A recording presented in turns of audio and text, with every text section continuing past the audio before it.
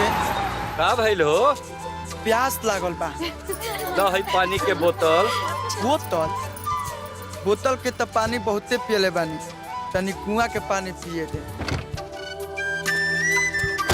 ए तनी सुनी जा। का हो बोला?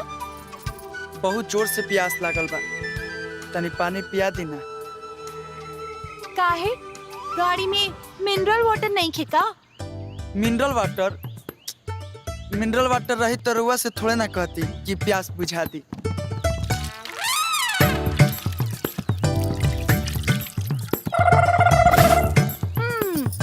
तब तब पियावल मजबूरी बा, ना तो प्राण निकल जाई। और वैसे भी हमार माई कहेली कि पानी पियावल पुण्य के काम है। तब नेक काम में देरी का, पिया दी। लगाई देती चोलिया के हुक राजा जी।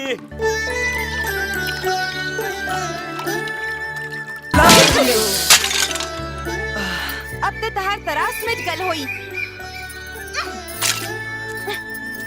कहाँ से लफंग आई बा? अरे धरती जब जरी के खाक होई तब पानी बरसा के का होई। अब पिजरा से सुगना उड़ जाई तो अमृत ढरका के का होई। अरे करे जा, तनी अपन नाव तो बता दो। चलो चलो। लागत नाक पर माछी ना बैठे। काश हमहू तुहरा लेखा माटी के बनल रहती तो उनका साथे साथे तो रहती।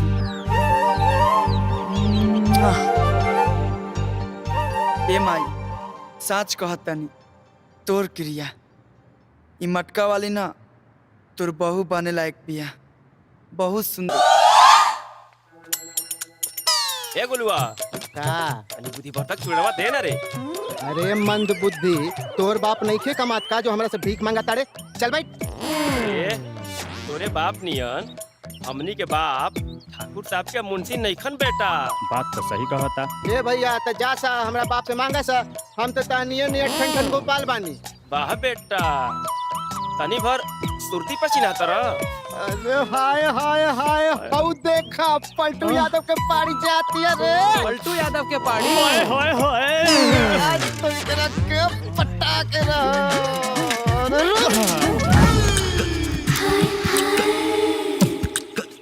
आओ बताओ तानी।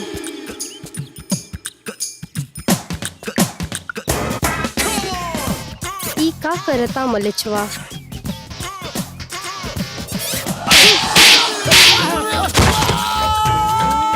मलेच के एक्के थप्पड़ के औकात रहल है। अरे बाप रे बाप, कहाँ भाई रे? उठा जल्दी उठा, जल्दी ले चलो सब। जय हनुमान ज्ञान गुण सागर, पैसे से भर दे तू गागर। डॉक्टर साहब से देखिए एकरा का हो गइल बा।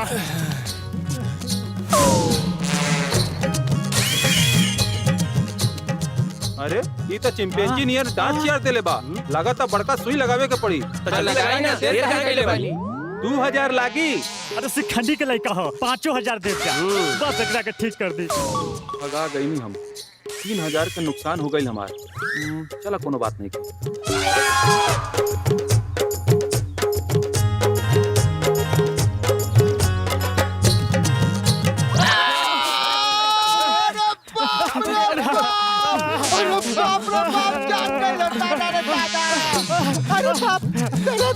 अरे बाप गलत से जान गइल रे बाप रे।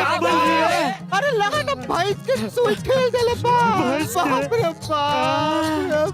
भैंस के ना हाथी के तभी तो दौड़ के भागे लगले। अरे दर्द दर्द से पछाड़ भाग जाता रे। मिर्गी खातिर हाथी वाला सुई काहे रे? अरे चुप कर, हमरा के मिर्गी ना झाड़ा लागल रहला। अब प्रेशर बढ़ावे खातिर हम सही करनी। अब पलटुआ के लड़की के झापड़ से अनार हो गइल रहला। बाप रे बाप, अरे जल्दी से सुई निकाला जा। अरे बाप रे बाप। निकालो।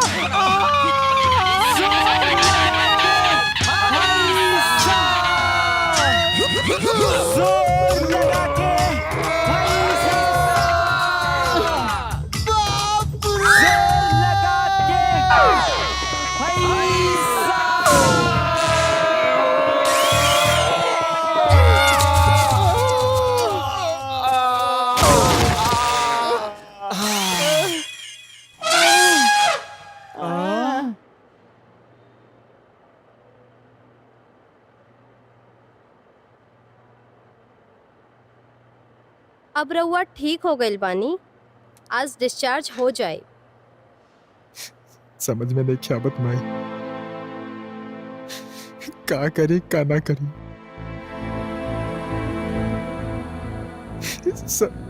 रुपया पैसा लूट लेलन सब।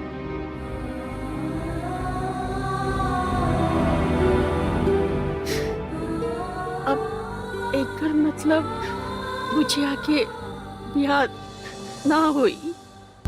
ब्याह होई और कौनो कीमत पर ब्याह होके के चाहे पंडित जी। राहुल पगलेट लड़का से के ब्याह करी जे 10वीं में साफ लिखल सुशील सुंदर कन्या चाहे पंडित जी, खाए पिए के कभी कमी ना होई। अरे लड़की ससुरा में राज करी राज। लेकिन पंडित जी, अरे लेकिन वेकिन छोड़।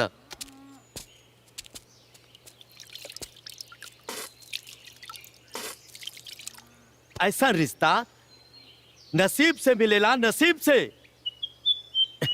चट मंगनी पट बिहा क द।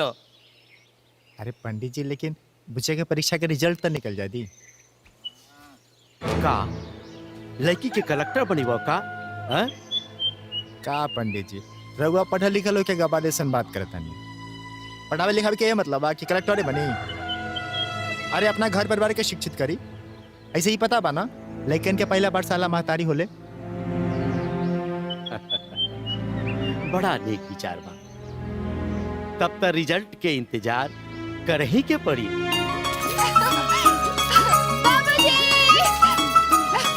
बाबूजी रिजल्ट आ गई।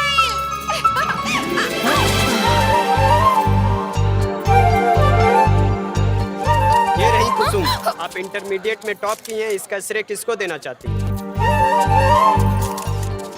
अपना माई बाबूजी और शिव गुरु के।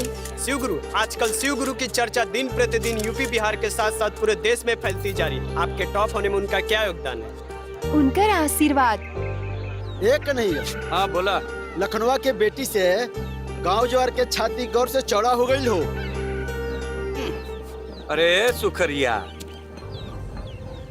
अब केहू के बेटा बेटी में कौनो फर्क नहीं खे। अब तो सबके बेटी चाहिए, बेटी। आपको क्या चाहिए, बेटी या बेटा?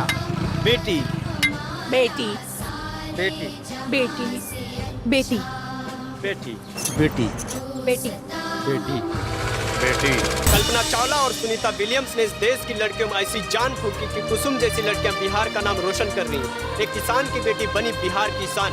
कुसुम आज किसी पहचान के मोहताज नहीं।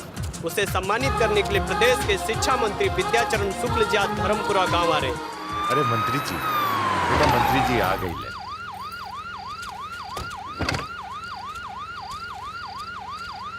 नमस्कार। नमस्कार। स्वागत बार राहुल। प्रणाम। नमस्कार। नमस्ते। प्रणाम। नमस्कार। आई। नमस्ते। नमस्ते मंत्री जी। नमस्ते नमस्ते। बैठी जा। यानी कि तू बहुत अच्छा गावेला। अरे और तोहरा मौजूदगी में खाली माहौल अच्छा लागत नहीं क्या? ध्यान से रहुआ सब सुनी। ई बिहार के शान के मान में राजा आपसे कुछ कहल चाहता रे। सुनावा राजा।